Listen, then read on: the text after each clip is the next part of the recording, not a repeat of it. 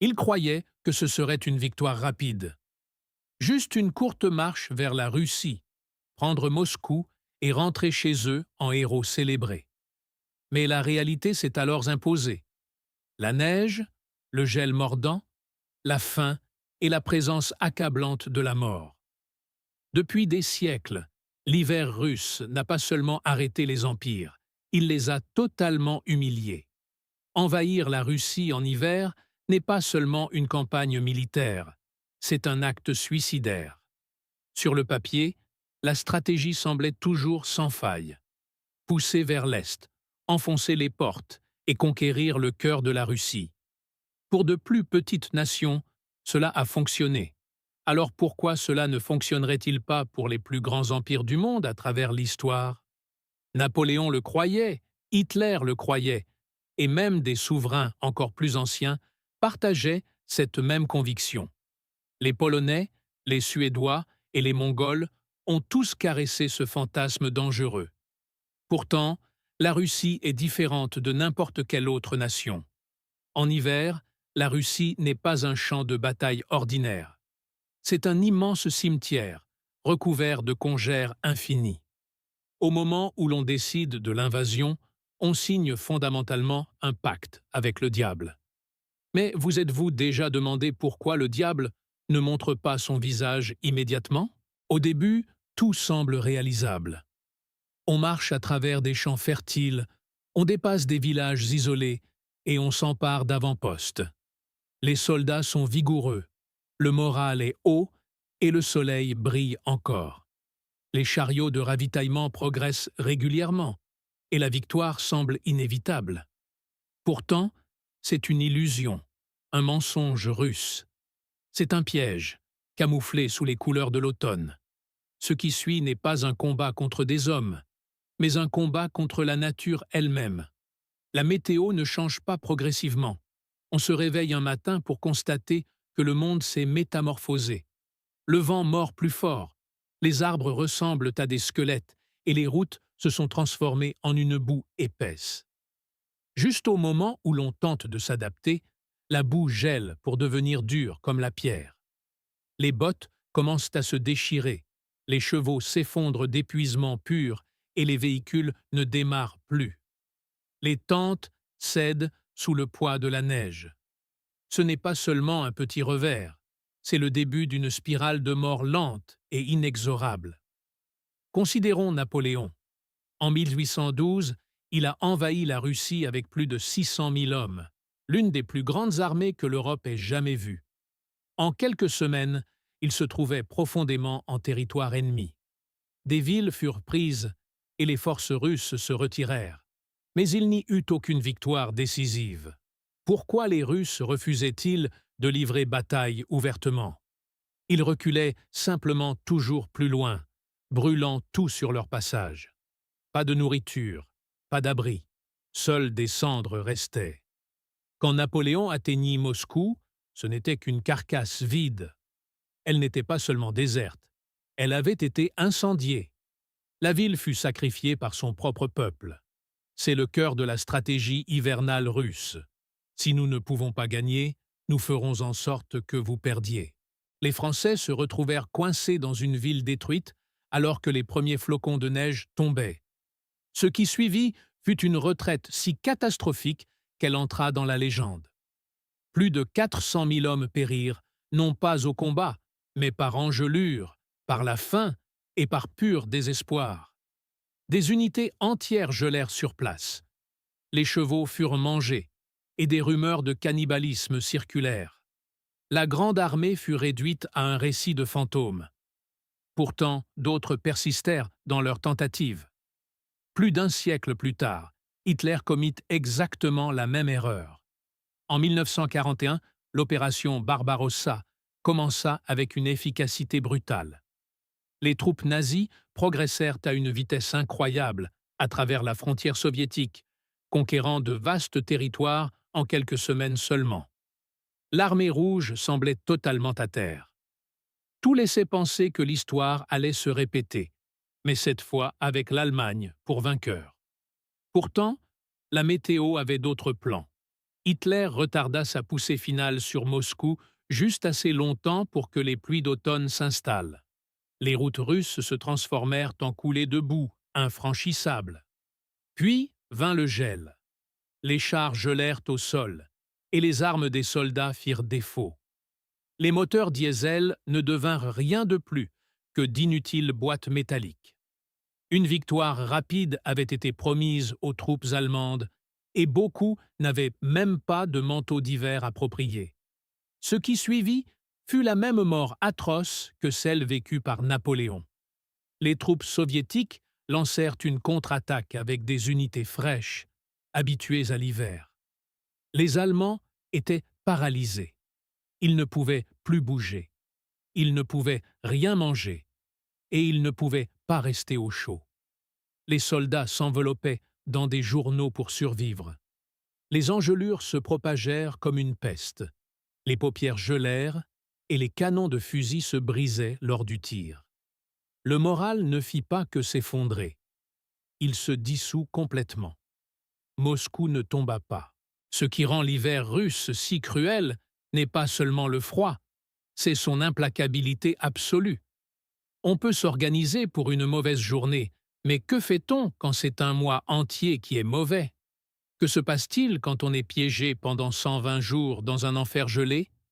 Les soldats peuvent survivre aux balles, mais ils ne peuvent pas survivre à la faim, au pied de tranchées et au blizzard si dense qu'on ne voit pas sa propre main. La Russie ne vous combat pas. Elle attend que vous vous effondriez. Le terrain lui-même devient l'ennemi. Les arbres éclatent comme du verre sous un froid extrême. Les rivières gèlent, mais pas assez pour les traverser en toute sécurité. Les routes disparaissent sous la neige. On croit avancer, mais en réalité, on tourne en rond. Les cartes deviennent inutiles et les aiguilles de boussole gèlent. Des bataillons entiers disparaissent dans la blancheur et ne sont plus jamais revus. Il n'y a pas de point de repère, seulement le vent, la glace et le silence. À cela s'ajoute la charge psychique de l'isolement. On est à des milliers de kilomètres de chez soi, sans renfort, sans provisions et sans espoir. L'ennemi n'a même pas besoin de tirer un coup de feu. Il laisse simplement l'hiver se charger de tuer. Les soldats perdent la raison. Certains désertent, tandis que d'autres s'allongent simplement dans la neige et ne se relèvent jamais. Le moral devient un souvenir lointain et les ordres n'ont plus d'importance. Survivre est l'unique objectif. Même les puissants Mongols, qui ont conquis de vastes parties du monde connu, ont peiné à pénétrer profondément en Russie durant l'hiver. Leur avantage de cavalerie s'est évanoui dans la neige profonde. Ils se déplaçaient vite, mais l'hiver russe est conçu pour anéantir la vitesse. Chaque congère est un mur, et chaque ruisseau gelé un piège potentiel. Même les guerriers nomades, maîtres des environnements froids, devaient procéder avec une prudence extrême. On ne peut pas construire d'abris assez vite. Les feux ne servent qu'à attirer les tireurs d'élite. Rester immobile signifie geler sur place. Mais le mouvement consomme une énergie que le corps n'a tout simplement pas. Il n'y a pas de bonnes décisions, seulement des mauvaises. Les provisions pourrissent et l'eau gèle dans la gourde. Les bandages deviennent aussi raides que du bois. On vous ordonne de rester vigilant, mais l'esprit veut désespérément s'éteindre. Le sommeil devient un danger mortel.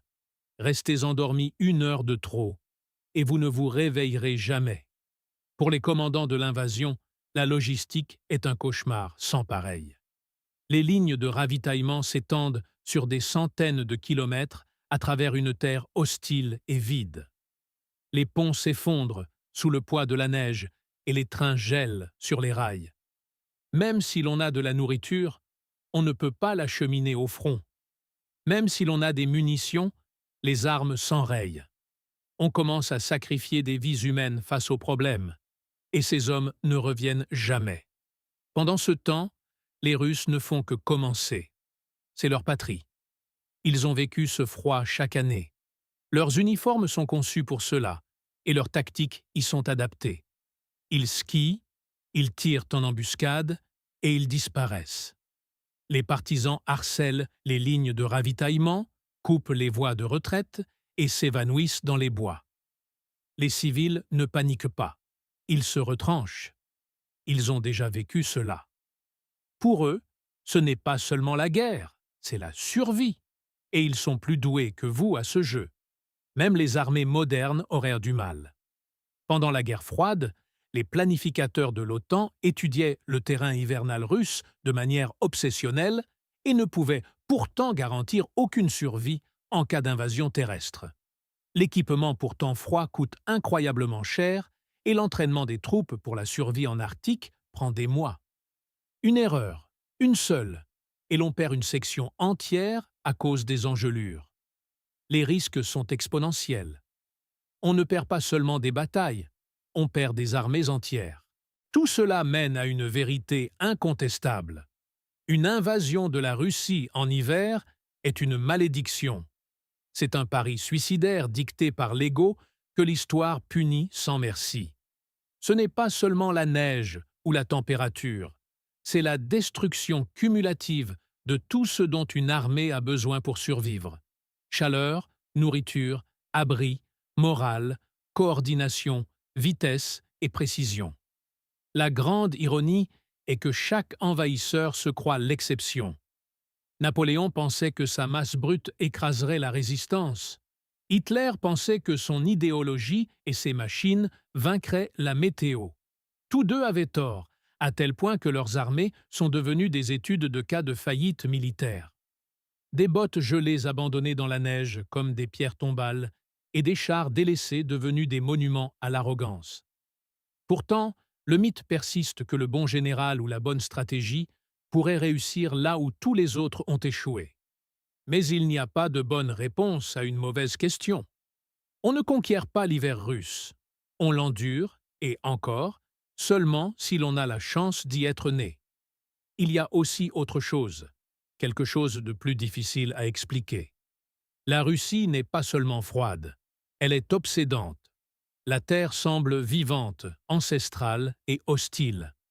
Quand on marche dans une forêt russe en février, on n'entend aucun son.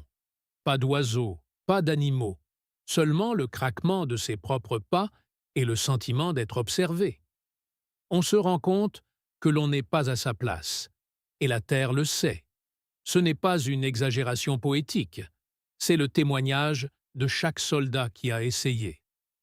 Les journaux d'officiers de Napoléon parlent d'hallucination et de désespoir.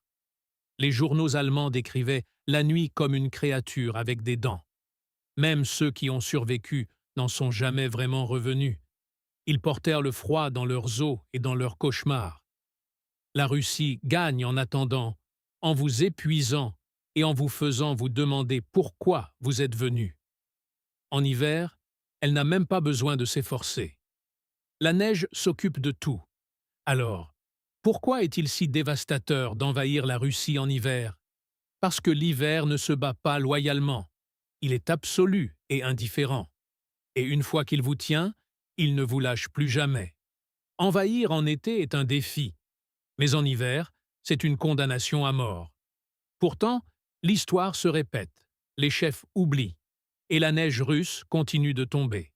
Si cette exploration des champs de bataille les plus froids de l'histoire a changé votre vision de la puissance de la nature, abonnez-vous et laissez un j'aime.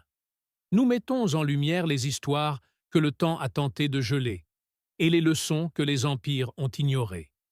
Restez au chaud, restez curieux et rejoignez-nous pour découvrir le prochain chapitre caché de l'histoire. Le prochain trésor sera bientôt révélé.